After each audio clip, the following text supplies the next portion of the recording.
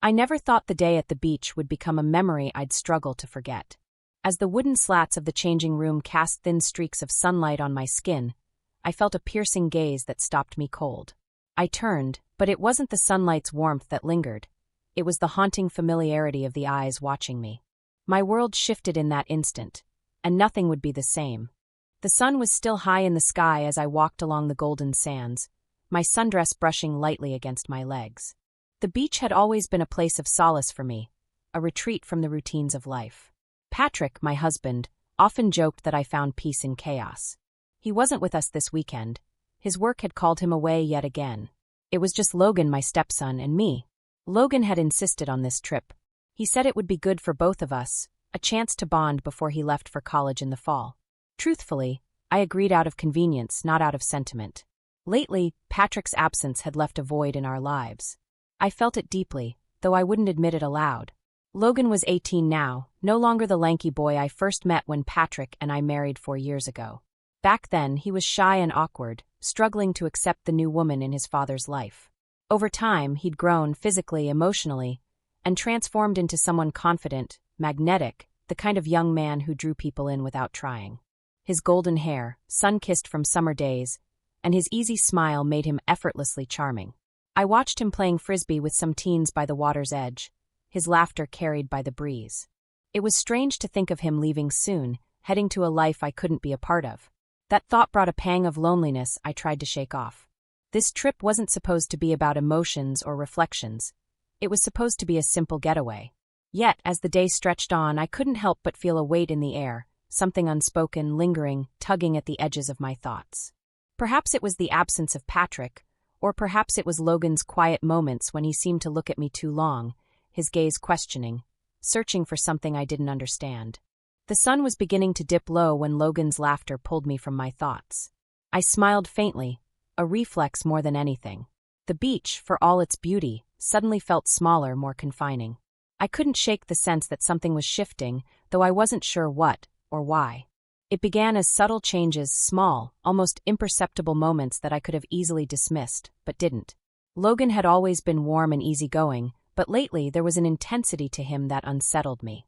His glances lingered just a second too long, his tone carried a depth I couldn't place. I told myself I was imagining things, that it was just the awkwardness of transitioning from boyhood to adulthood. But then there were the other moments. Moments that made me second-guess myself. Like the time I caught him watching me as I adjusted my sun hat on the porch. His gaze wasn't idle or distracted, it was focused, deliberate. When I asked if something was wrong, he quickly smiled and shook his head, brushing it off as nothing. Yet I couldn't help but feel that it wasn't nothing. That evening, as the sun dipped lower, we returned to the cottage. The house was quiet, and Patrick's absence was more palpable than ever. I busied myself with preparing dinner, trying to shake the growing unease. Logan sat at the kitchen counter, his arms folded, watching me in a way that made me feel exposed. His silence was heavy, as though he was waiting for me to speak, to acknowledge whatever it was he wasn't saying. "Do you want to help with dinner?" I asked, breaking the tension. He smiled faintly. "I like watching you cook." It was an innocent enough statement, but the way he said it made my hands falter. I laughed awkwardly, brushing his comment aside, but the discomfort lingered. Later that night, as I cleaned up the kitchen, I felt him behind me. His presence was close, too close. When I turned, I found him standing there, his expression unreadable. "Is everything okay, Logan?" I asked, my voice deliberately light. He hesitated, his gaze dropping for a moment before meeting mine. "Do you ever feel like you're pretending?" he asked softly. "Pretending?" I echoed, caught off guard. "Like you're playing a role, and it's not really you." His tone was serious, his eyes searching mine as if he was looking for an answer I didn't have. I opened my mouth to respond but closed it again. The truth was, I did feel that way sometimes. Marriage, life, it all felt like a carefully curated act, one I performed dutifully. But I couldn't admit that to him, not now. "Why would you ask that?" I managed, sidestepping his question. Logan shrugged, but his gaze didn't waver. "I just wonder if you're happy." The air between us thickened, his words striking deeper than he realized. I didn't know what to say, so I turned back to the sink, my hands trembling slightly as I scrubbed the dishes. I could feel his eyes on me, a weight I couldn't shake.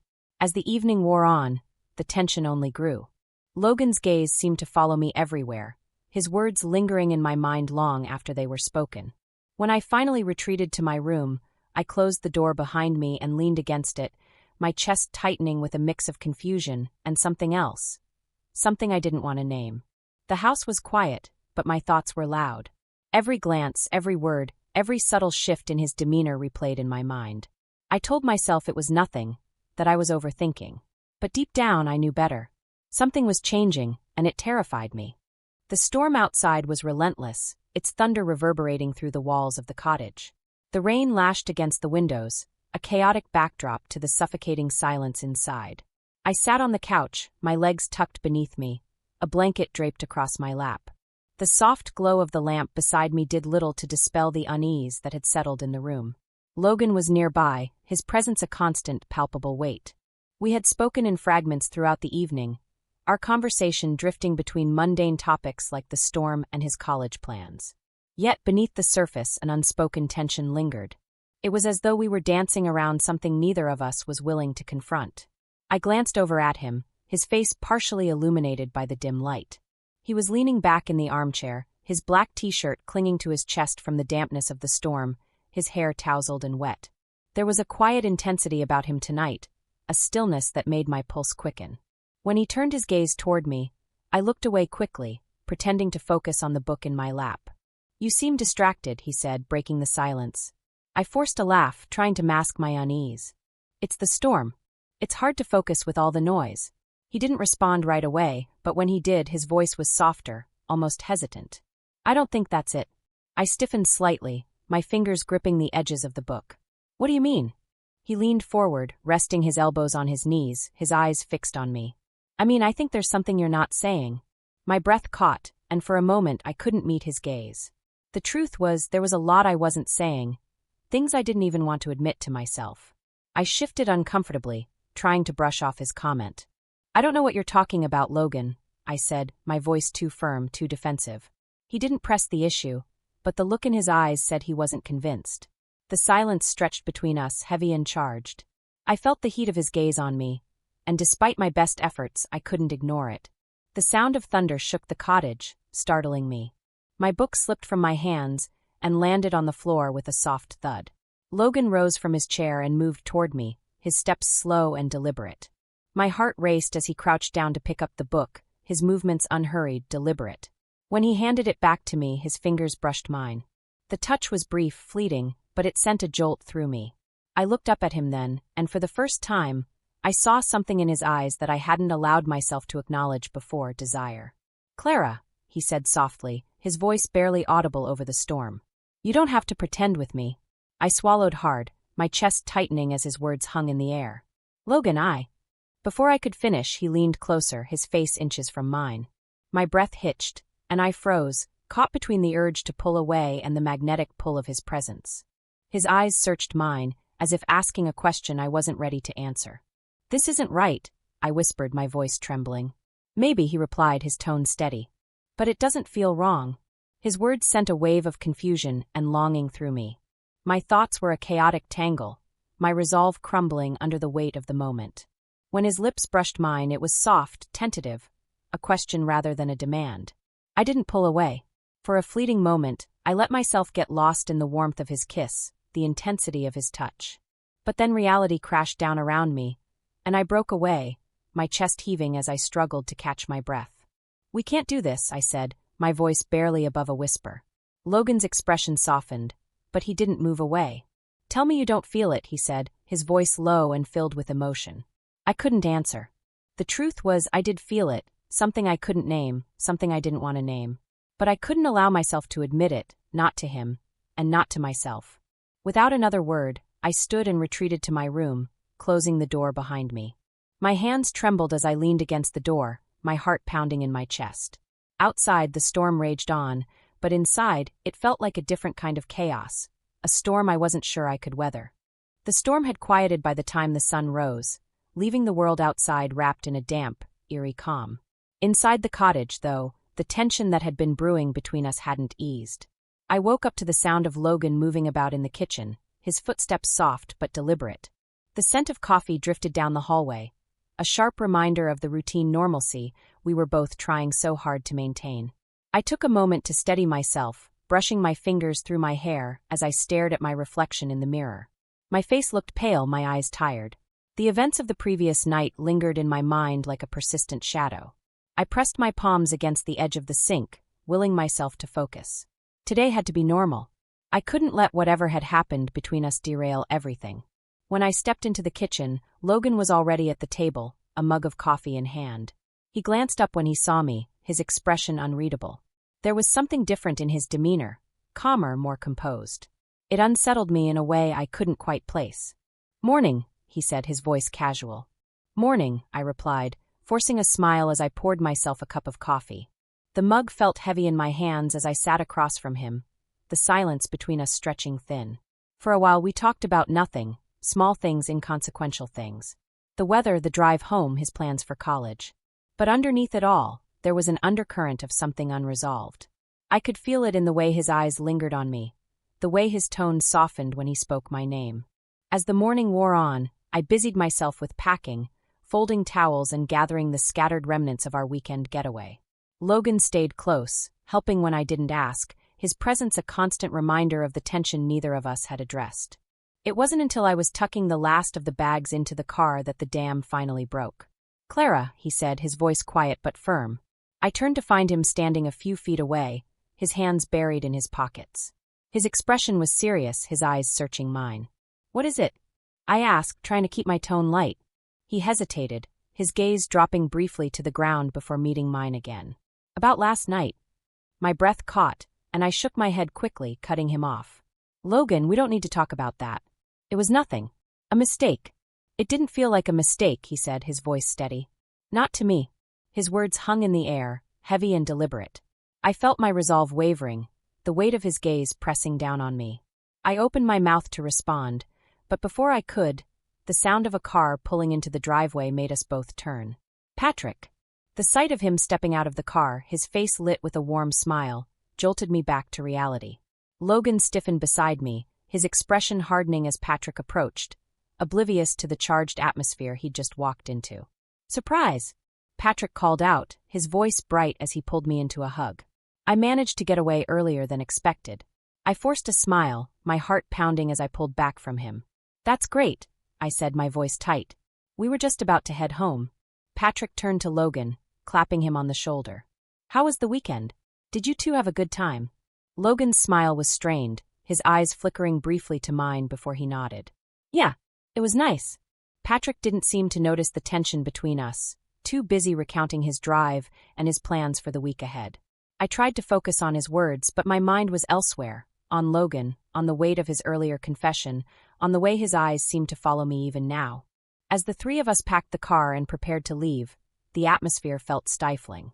Patrick's presence should have been a comfort, a grounding force, but instead, it only amplified the unease that had been simmering all weekend. The drive home was quiet, the only sound the hum of the engine and the occasional comment from Patrick. Logan sat in the back seat, his gaze fixed out the window, his silence heavy. I kept my eyes on the road, gripping the steering wheel tightly as my thoughts raced. When we finally pulled into the driveway, I felt a rush of relief.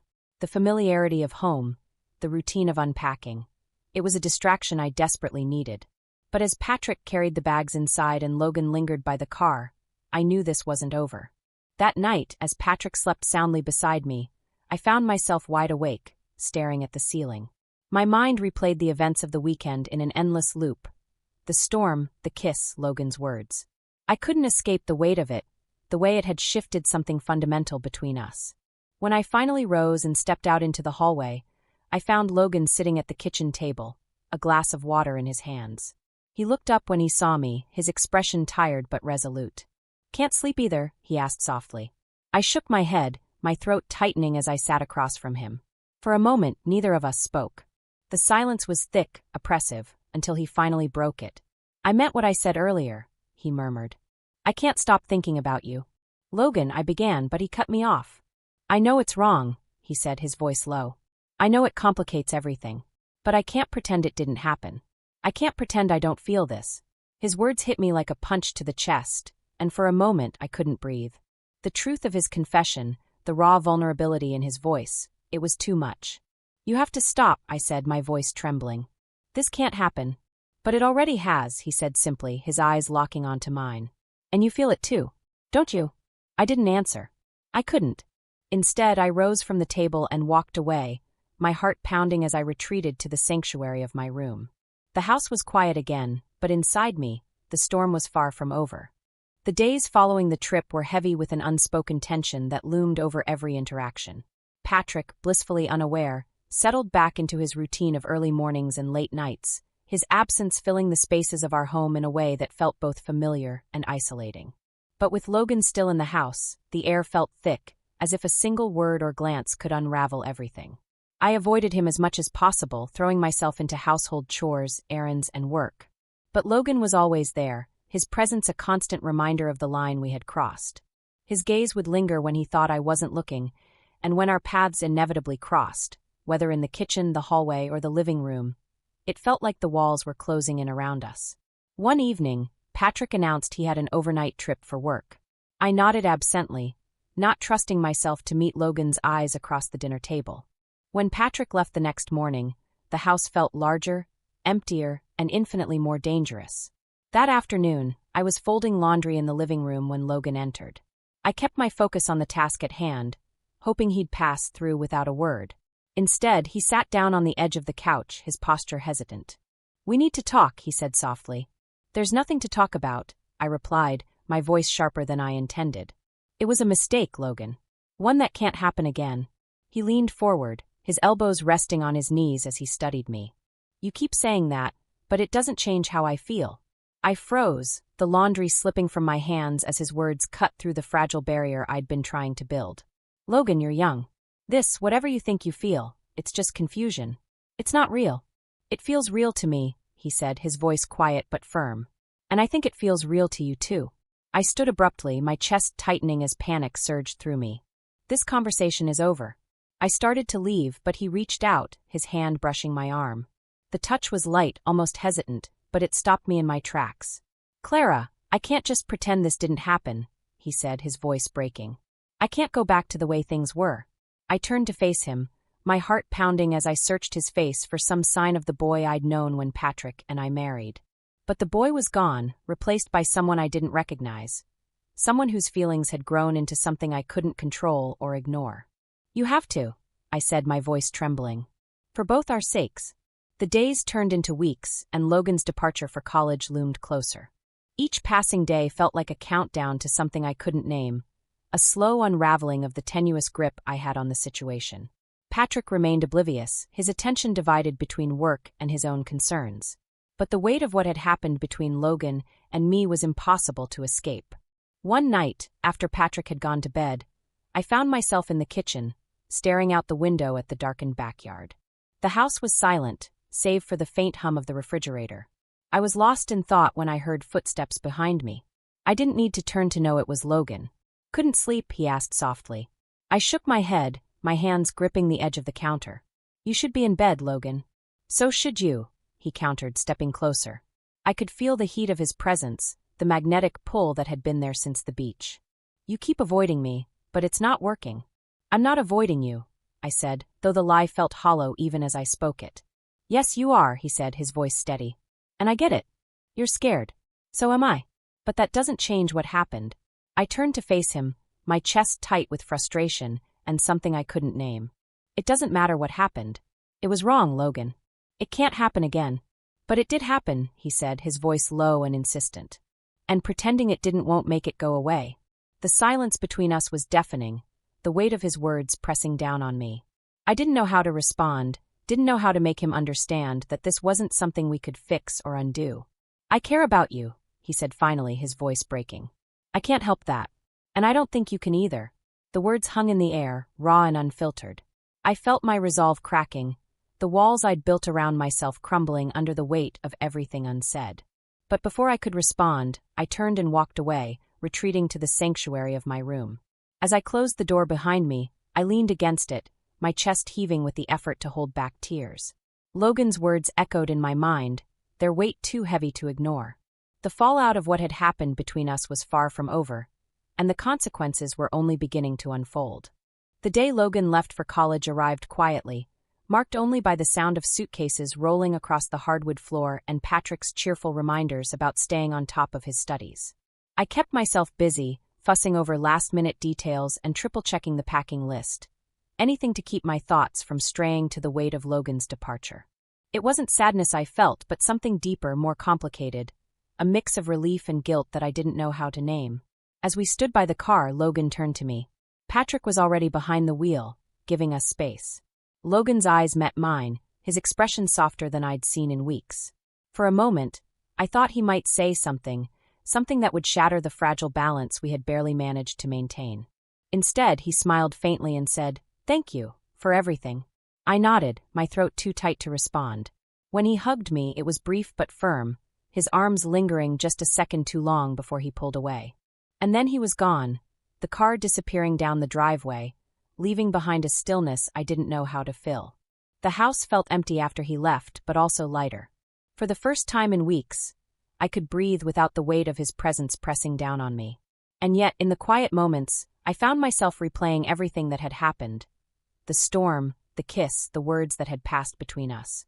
The memories lingered like shadows, refusing to fade.